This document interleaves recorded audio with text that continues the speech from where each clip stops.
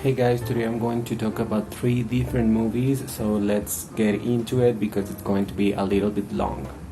The first movie I want to talk about is Venom, Let There Be Carnage, directed by actor and now director Andy Serkis, and starring Tom Hardy as well as Michelle Williams, Woody Harrelson, and Naomi Harris. This is the sequel to the original Venom movie that we all loved because it had this 90s feeling of being kind of dumb but also kind of filled with action, and it was so entertaining because he's an anti-hero, because Venom is just like the worst thing ever, but at the same time he's so entertaining. And this sequel kind of gets into that, but to be honest, the sequel is a bit too short. I think it's like 1 hour and 45 minutes when it's really fast for a superhero movie, to be honest. And this is only by Sony in collaboration with Marvel, except for that post-credit scene that I think we all are very intrigued by, and I hope that scene goes somewhere. If you have seen the movie, you know what I'm talking about, and if you don't know, just go to Wikipedia, because at this point you won't be watching this movie that is already available for purchase and I think for rent, online in iTunes and all those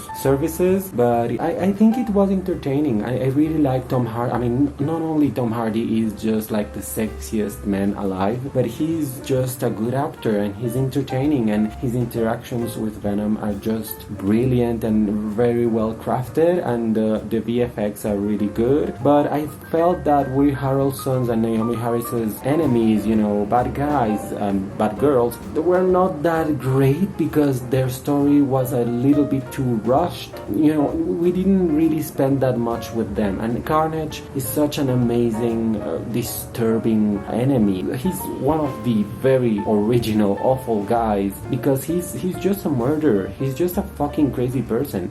That's shown, of course, in the movie, but it could have been a lot grittier, a lot bloodier, to be honest, a lot more. They didn't really explore the character that much. I really liked Michelle Williams still being here. She's always great because she always has something to do, and I think the character should stay with Venom for more movies, to be honest, because she's really an amazing actress. But a lot could have been done with her also, and by the end of the movie, again with that scene, we don't know if both these movies has any consequence in the future of the franchise, of this corner of the MCU, of the Sonyverse, of the Spider-Verse, or whatever you want to call it. So the movie is entertaining. It has nice visual effects, nice sound design. The directing is interesting, but Andy Serkis doesn't really do that much with it. I would say that you should watch it, but get your hopes a little bit down because it's not as good as the first one.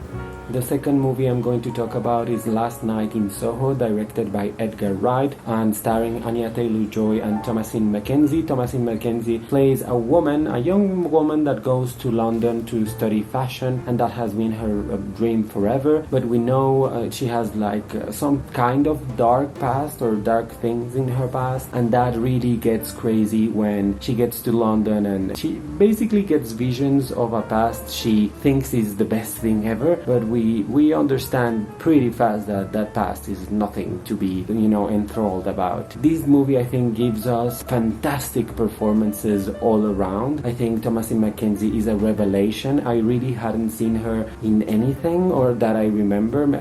Surely I must have seen her somewhere, but I didn't remember, and now I remember her. She's just outstanding. She's so appealing, and her voice is so particular that you just remember her for sure. And this is basically a horror movie, so she really works in this kind of genre, I think. Anya Taylor-Joy, of course, had a fantastic year last year with The Queen's Gambit, and now with this movie she keeps exploring herself, and I think she's one of the ones to look for in the future because she proves now that she can sing, that she can be in horror, that she can be basically in action too. She already has experience in that, but she keeps showing us that she's quite an outstanding actress, and I cannot wait to see what she does next because she's really great. Edgar Wright did that movie Baby Driver last time, and of course now the protagonist of that movie is a little bit problematic.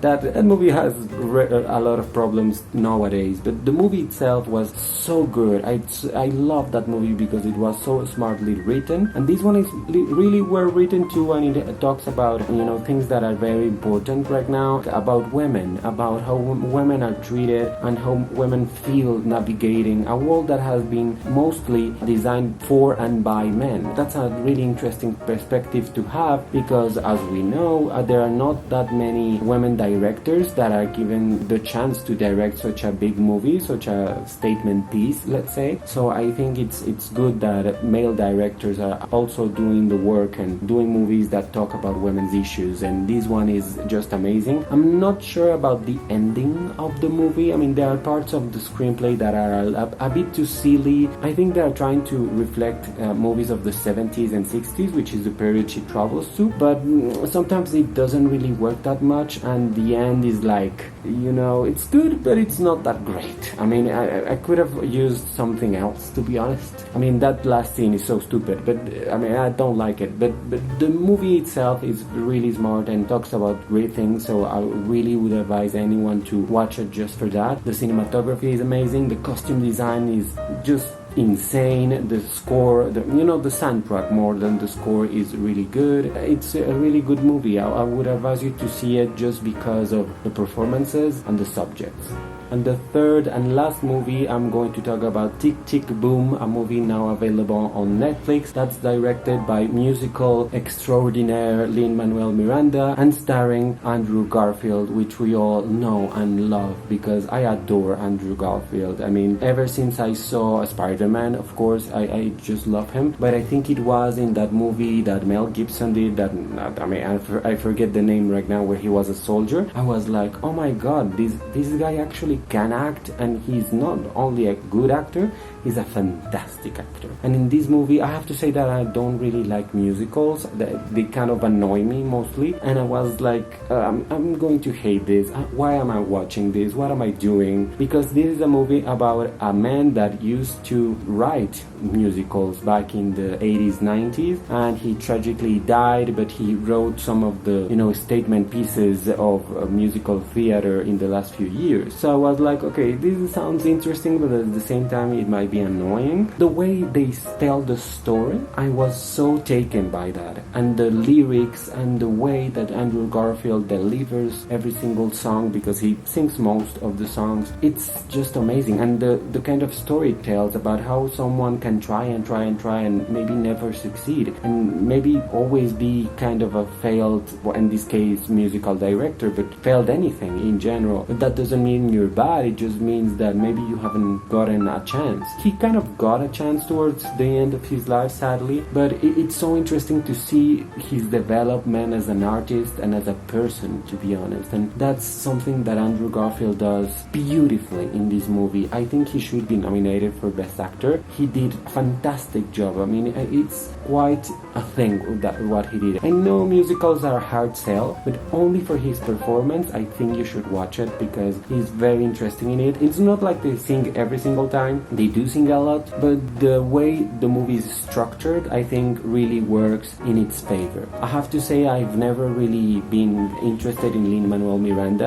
I have never seen Hamilton, and I'm not going to watch it because I'm not interested. And I have seen music done by him in other movies, and I haven't been impressed by that either. But now I think there's something there. I think he can do great things when he's focused and when someone else is writing the screenplay. The point is, you just have to see this movie because of Andrew Garfield, because the music really tells a fantastic story. And I think people that are my age, in their 30s, people in their 20s, people that are going into the world of college in general, I think everyone will really appreciate that, and everyone in any single age group, to be honest, because most people have gone through something similar to what through he goes to. That's very interesting. I really love this movie just because of Andrew Garfield, who is just a master of his art. I really appreciate him, and I wish him all the best, because this, I mean, at least for now, he's my winner of the Best Actor Oscar for sure. But I haven't seen many movies, so whatever. Thank you so much for watching this review, and please comment down below whatever you thought about these movies, about my commentary on these movies, and please also share these on your social media. Of course, like this video, and subscribe to my channel for more more reviews very soon. Thank you so much. Goodbye.